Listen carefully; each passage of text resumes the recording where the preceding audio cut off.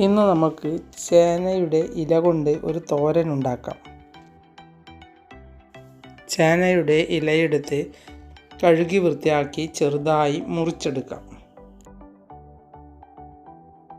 ചേനയുടെ ഇലയും ചേമ്പിൻ്റെ ഇലയുമെല്ലാം തോരൻ ഉണ്ടാക്കി കഴിച്ചാൽ നല്ലതാണ്. ചെറുതായി മുറിച്ച ചേനയുടെ ഇലയിലേക്ക് 1/4 ടീസ്പൂൺ മുളക് പൊടിയും 2 നുള്ളി മഞ്ഞൾപ്പൊടിയും ആവശ്യത്തിനുള്ള ഉപ്പും പകുതി സവാള മുറിച്ചതും 2 ടേബിൾ സ്പൂൺ തേങ്ങ ചിരവിയും ഇട്ട് നമുക്കിതൊന്ന് ചേർത്ത് മാറ്റി വയ്ക്കാം.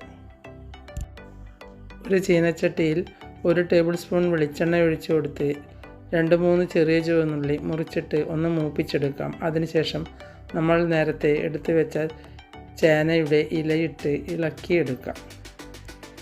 ഇത് തളിർത്ത് വന്ന ഉടനെ ഉള്ള ഇലയായതുകൊണ്ട് നല്ല സ്വാദാണ്. ഇനി ഇതിലേക്ക് 1 ടേബിൾ സ്പൂൺ പുളി പിഴിഞ്ഞത് ഒഴിച്ചു കൊടുക്കാം.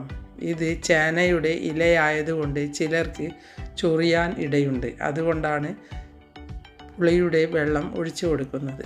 വേറെ വെള്ളമൊന്നും ഒഴിക്കേണ്ടതില്ല. ഇനി ഇത് നല്ലതുപോലെ ഇളക്കിയെടുത്ത ശേഷം ഇതിലേക്ക് കുറച്ച് അരിയും കടുക് പൊട്ടിച്ചതും കൂടി ഇട്ട് ഒന്ന് ഇളക്കിയെടുക്കാം. ഇത് ശരിക്കും വിളമ്പാറാകുമ്പോൾ ഇടുന്നതാണ് നല്ലത്. അപ്പോൾ നമുക്ക് ഒന്ന് കടിക്കാൻ കിട്ടും. എൻ്റെ വീഡിയോ ഇഷ്ടപ്പെട്ടുവെങ്കിൽ ലൈക്ക് ചെയ്യാനും സബ്സ്ക്രൈബ് ചെയ്യാനും മറക്കരുത്.